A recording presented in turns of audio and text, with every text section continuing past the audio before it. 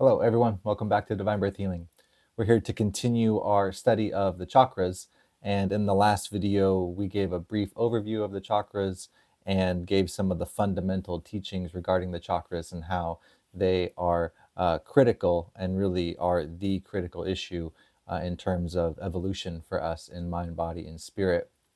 And so today we're going to talk a little bit deeper about them, and I'll give some of Ra's teachings on what they said about how energy enters into the energy body, the chakra system, and then how our chakra balances and imbalances influence our perceptions and also attract certain kinds of experiences. Because if the goal of physical incarnation is to evolve in mind, body, and spirit, we do that by seeing where we're out of balance and noticing what needs healing. And as we learned in the last video, why we do that by assessing our own thoughts, emotions, feelings, and Ross said least of all our behaviors. And then we can place those thoughts, emotions, feelings, behaviors, if we feel they're unbalanced or distorted, within the proper chakra, and then we can see where work is needed. Okay, so let's get into it. The first thing we're going to talk about is what Ross said about how energy enters into the human experience through the chakra system. And Ross says, now this is the only place I found this, but it makes so much sense. And if we have an understanding of this, we'll see and understand that utilizing the qualities of the upper chakras is a massive part in balancing and healing any blockages in the lower chakras. We can say the lower triangle being first, second, third chakra, root, sacral, solar plexus, the upper triangle being throat, third eye, crown, and then the heart, number 4, is right in the middle there. So we have 1, 2, 3, lower triangle, root, sacral, solar plexus, upper triangle, 5, 6, 7, throat, third eye, crown, and with the heart, love, acceptance, compassion, forgiveness, understanding being the bridge between these two. Okay, so the first quote here, we have Dawn asking, can you describe and trace the path of the universal energy which enters into the energy centers from its origin, its form, and its effect? Ra says, the origin of all energy, this being universal cosmic energy, is the action of free will upon love. The origin of all energy is the action of free will upon love. The nature of all energy is light. The means of its entry into the mind-body-spirit complex, again, that's us, is duple, twofold. Okay, so this first sentence, the origin of all energy is the action of free will upon love. If we go back to the first couple of videos and we remember the cosmology, the infinite creator discerned a thought. That thought was finity, and it discerned that thought because it has free will. And then the creator uses its free will to create ever expanding outward energy, which we can call love. Okay, so Ra is saying the origin of all energy is the action of free will upon love, upon the creative force. It's the free will of the creator acting and utilizing the energy of love to experience itself in an infinite number of ways. And the nature of this love vibration energy is light. Okay, and so we'll continue here. Firstly, there is the inner light, which is the Polaris of the self, the guiding star. This is the birthright and true nature of all entities. This energy dwells within. The second point of entry is the polar opposite of the North Star, or Polaris, shall we say, and may be seen, if you wish to use the physical body as an analog for the magnetic field, as coming through the feet from the earth and through the lower point of the spine, which is the root chakra. This point of entry of the universal light energy is undifferentiated until it begins its filtering process through the energy centers. The requirements of each center and the efficiency with which the individual has learned to tap into the inner light determine the nature of the use made by the entity of this in-streaming energy. Okay, so we have two things here, right? We have the two entry points of this. And the first is not so much an entry point, it's just in us. Ra says, this energy dwells within. It's already there. in the same way that the energy coming up through the root chakra is there. That's the energy that animates us, or we wouldn't be alive in the physical body. But this is that energy which is already given by our nature as being individualized forms of the creator, of the infinite. And so the more that we can tap into that remembrance that we are the one infinite creator, that the one infinite creator experiences itself through us, that we are a universal being, that we are universally loved and accepted, and we have infinite worth. That level of remembrance and meditating upon that idea, that kind of concept, that means that we're offering that understanding to our physical experience.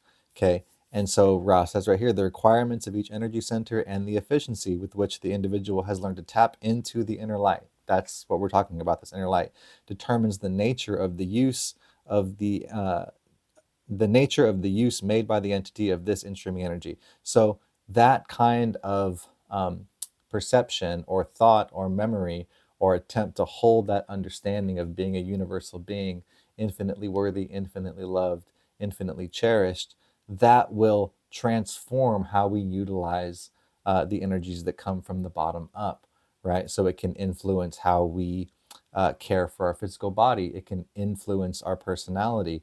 Who we think we are, of course, is going to be different if we're carrying around this memory of our infinite connection to the infinite creator versus if that were cut off and we feel completely alone and isolated in the physical world and we believe that we're just this physical body.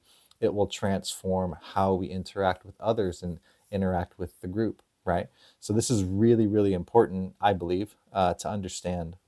And this next quote is just a little bit of a more, let's say, poetic way of considering the energy that enters, as Ra says, through the center of the earth up into the feet and into the root chakra. So that's the energy that we're trying to get from the bottom up.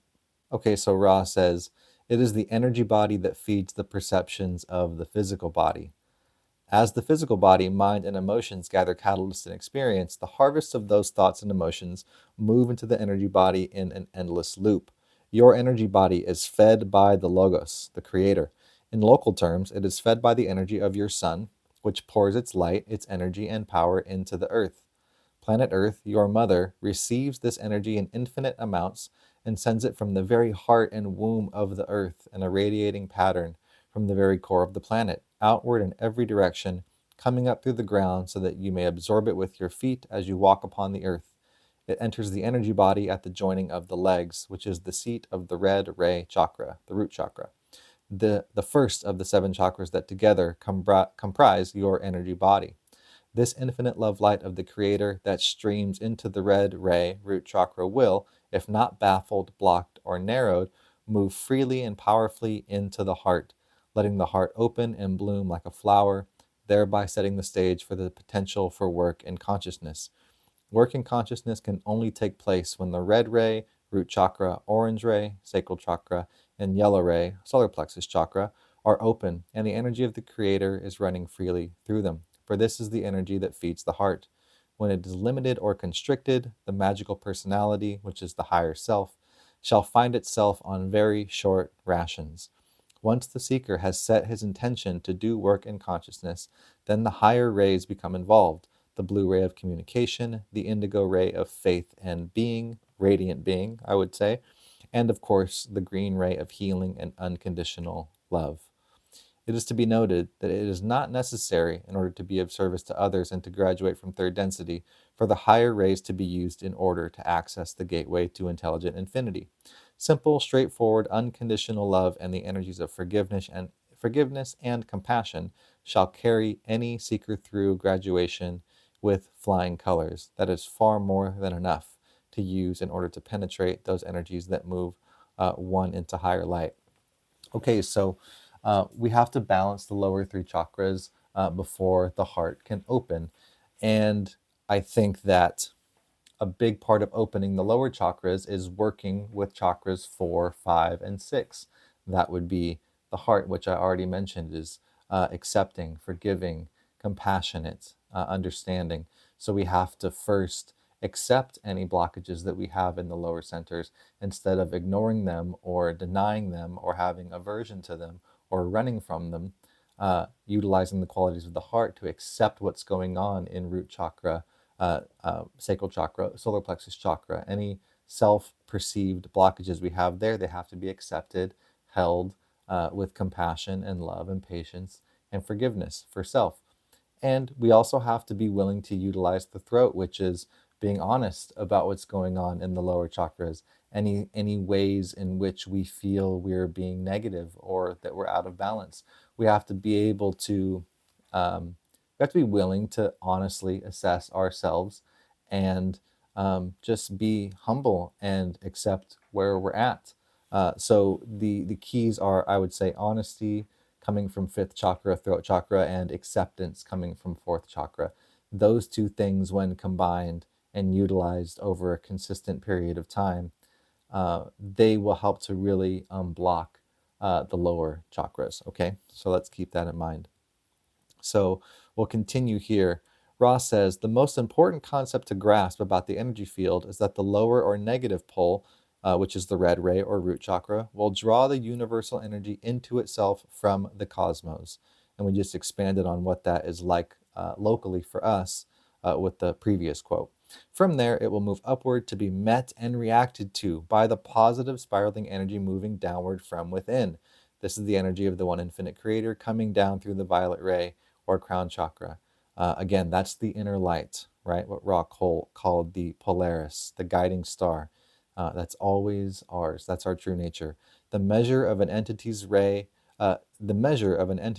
of ray activity is the locus wherein the South Pole outer energy has been met by the inner spiraling positive energy. As an entity grows more polarized, this meeting point will move upwards. This phenomenon has been called by your peoples the kundalini.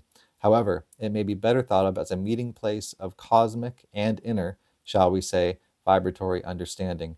So the level of our consciousness is determined by the meeting point of the inner light coming down and the lower light moving up through the chakra systems, right? So if there's not much if there's no energy spiraling down here, we're more likely to be stuck in 1, 2, and 3. But as we choose and intend to know ourselves better, and we meditate on ourselves as being connected to the Creator and part of infinity, all those qualities that I've already mentioned, then the sense of the physical world, the root chakra, and our physical body, it can start to change because we can have more expansive perception about it. Second chakra, orange ray, it can start to transform our understanding of ourselves, who we think we are, what we think we are, how we plan to express ourselves in the world, how we express ourselves emotionally. How much does our remembrance of ourselves as an infinite being of infinite worth, how much does that really influence and penetrate our emotional expression? It can be transformed, right? So this meeting place of cosmic and inner vibratory understanding is a measure, Ra says, of where we're at within the chakra system. And this is the only place that I've heard of it described that way, okay? And so, continuing with this Kundalini question, or the usage of the term Kundalini, Don asks, what would be the recommended process for correctly awakening the Kundalini, and of what value would that be? Ra says, I am Ra. The metaphor of the coiled serpent being called upwards is vastly appropriate for consideration. This is what you are attempting when you seek. We have two types of energy. We are attempting, then, as beings in any density, of course, we're in third density right now, to move the meeting place of inner and outer natures further and further along or upwards along the energy centers. The two methods of approaching this sensibly are first, the seating within oneself those experiences which are attracted to the individual through the South Pole, the root chakra. Each experience will need to be observed, experienced, balanced, accepted, and seated within the individual. As an individual grows in self-acceptance and awareness of catalyst, which again is life experience which can be utilized to learn and evolve, the location of the comfortable seating of these experiences will rise to the qualities of consciousness related to the higher energy centers. The experience, whatever it may be, will be seated in red ray and considered to its survival content, and so forth. Each experience will be sequentially understood by the growing and seeking soul in terms of survival, root chakra, then in terms of personal identity, sacral chakra, then in terms of social relations, solar plexus, then in terms of universal love, heart, then in terms of how the experience may beget free communication, throat, then in terms of how the experience may be linked to universal energies, third eye, and finally in terms of the sacramental nature of each experience. So I'll pause right here. I really like this part because it Ra gives a really nice kind of overview of the seven chakras and the quality of perceptions that are related to them, right? So if I'm only thinking in terms of pure physical survival, I'm the meeting point of for myself at that time is in the root chakra. If I'm only thinking about my personal identity, who I am, what I'm doing, what I'm going to do, what I want people to see about me, what I want people to believe about me, etc. That meeting point is second chakra, sacral.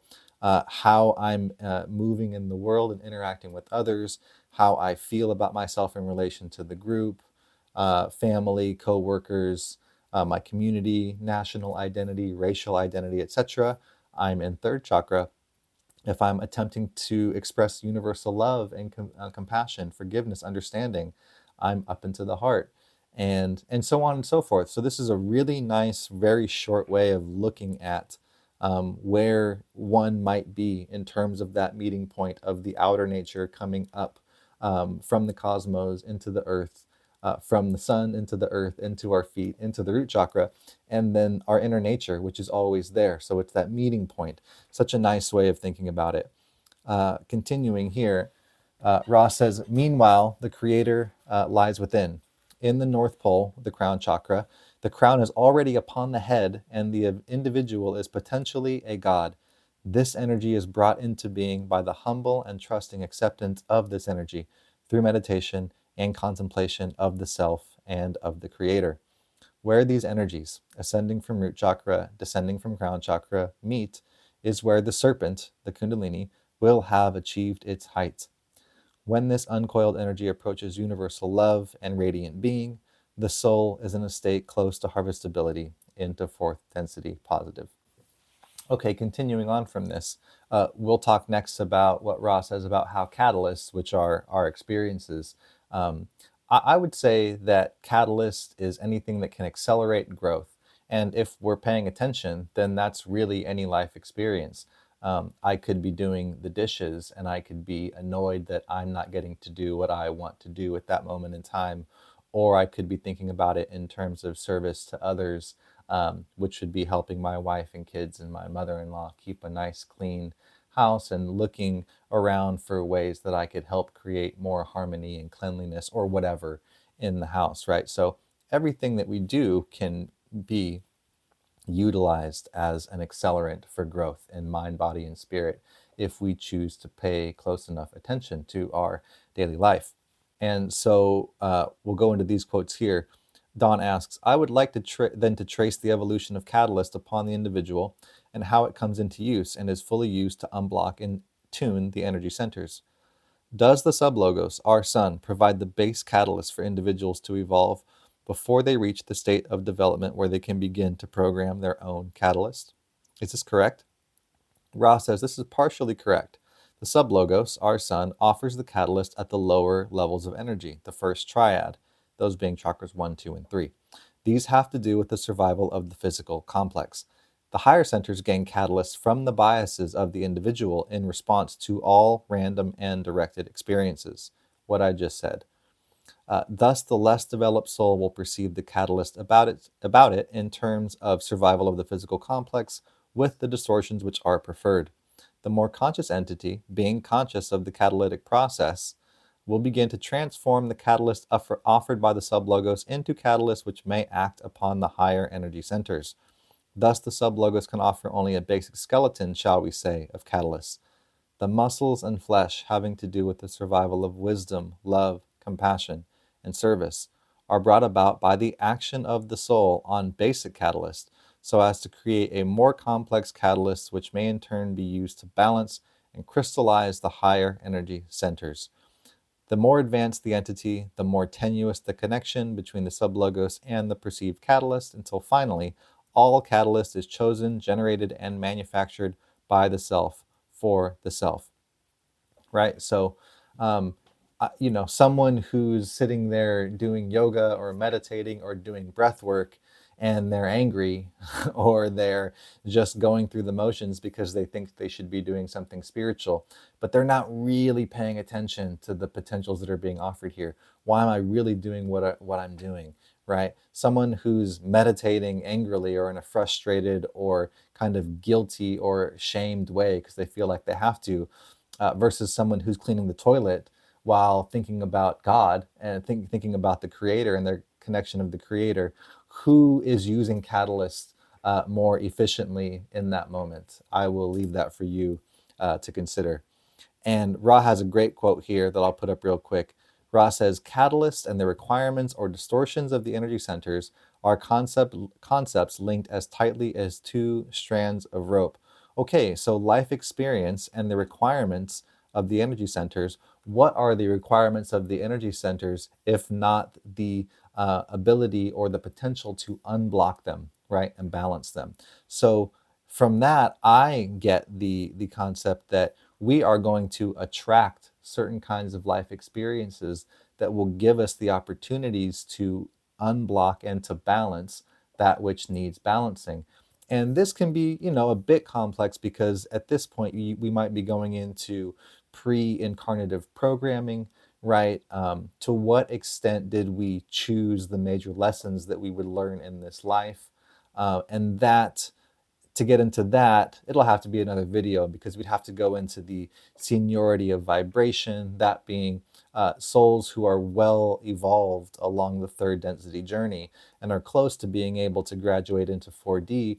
They're going to be programming much of their life experience because they've evolved to the point where they can see the end goal in sight and they're setting up the map for themselves to be able to achieve what they want to achieve, which is graduation into 4D, positive or negative, right? But this quote it always stood out to me. Catalysts and the requirements or distortions, blockages of the energy centers are two concepts linked as tightly as two strands of rope. Okay, so life experience and what needs unblocking or being what is required for balancing, they're like this. Okay, so that we may want to consider that in terms of repeat patterns that we have in our life, things that continually happen.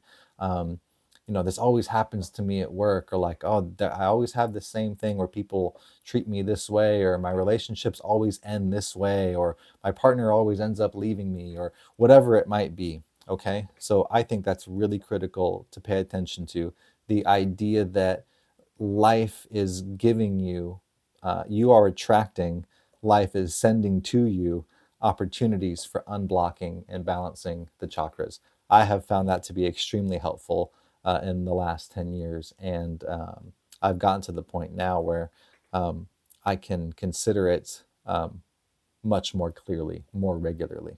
Okay. Let's see. Next quote.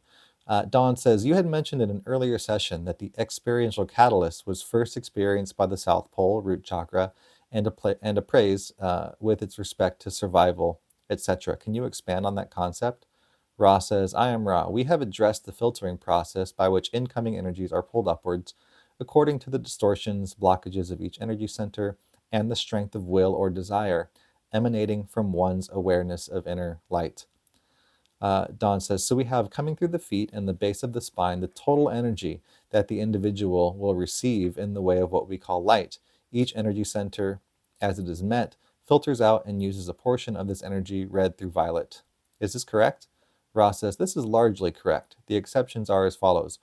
The energy ingress ends with indigo. The violet ray is a thermometer or indicator of the whole. Dawn asks, as this energy is absorbed by the energy centers, at some point it is not only absorbed into the being, but radiates through the energy center outwards. I believe this begins with the blue center and also occurs with indigo and violet. Is this correct?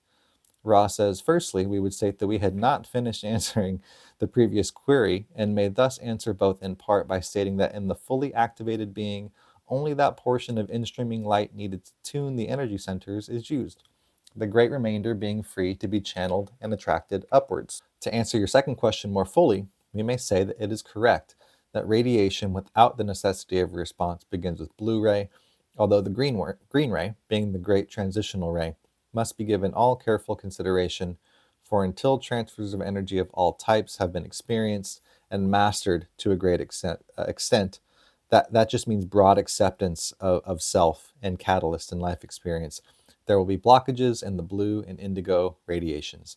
Again, the violet ray emanation is, in this context, a resource from which, through indigo, intelligent infinity may be contacted. This would be sixth and seventh chakra linkage. The radiation thereof will not be violet ray, but rather green, blue, or indigo, depending upon the nature of the type of intelligence which infinity has brought through into discernible energy. The green ray type of radiation, in this case, being healing, the blue ray, the communication and inspiration, the indigo being the energy of the adept, which has its place in faith. Okay, so as we start to, again, they've mentioned this many times now, but we'll go back to what they said early on. We have addressed the filtering process by which incoming energies are pulled upward according to the blockages of each energy center, bottom to top, from the bottom going up, and the strength of will or desire emanating from one's awareness of inner light.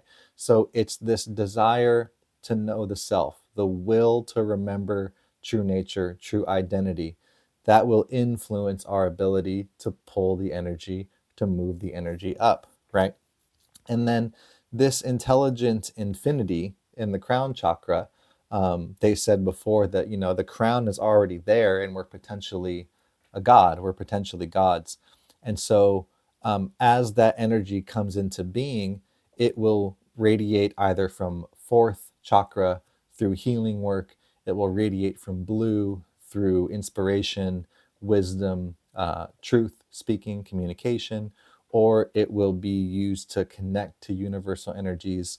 Ra says the energy of the adept. This is magical work, being able to connect with universal energies and to create magical workings, depending on the nature of the usage of those. It could be positive or negative. Okay, I think that's it for this one. Next, we're going to talk about balancing the energy centers. We'll review some of the quotes from the first video on the chakras, just to reiterate the key concepts. And then we'll talk about emotions and what would perfect chakra balance look like? How would a perfectly balanced individual, how would an individual who's perfectly balanced in the chakras, how would they react to situations? That's an interesting thing to consider. Okay, and then there's a few more things in there that I can't quite remember. I have it all written down here. But I hope you find that helpful. And I think the key thing to take away from that is just remember the ability to balance the lower centers depends on a few things: our desire or will to know the self and to utilize our inner lights, to the desire to utilize the remembrance of ourselves as universal beings, and let that influence how we live and behave and think in our physical body, through our personality, in relation to others on an individual basis, in our relations to others on a group basis. And the other key things to balance the lower chakras are utilizing the heart chakra, acceptance, love, compassion, forgiveness of self and others, and then the ability to be honest with ourselves about what we see within ourselves that we believe needs work. Okay, and I think there's a big distinction there between not just listening to what other people think. I think it's critical actually to not pay so much attention to what other people think is wrong with you, or what they think you should be doing or need to be doing. This is self-assessment, self-reflection, going within the self through meditation. I use the breath work for this, and seeing where I'm at mentally, emotionally, physically, spiritually.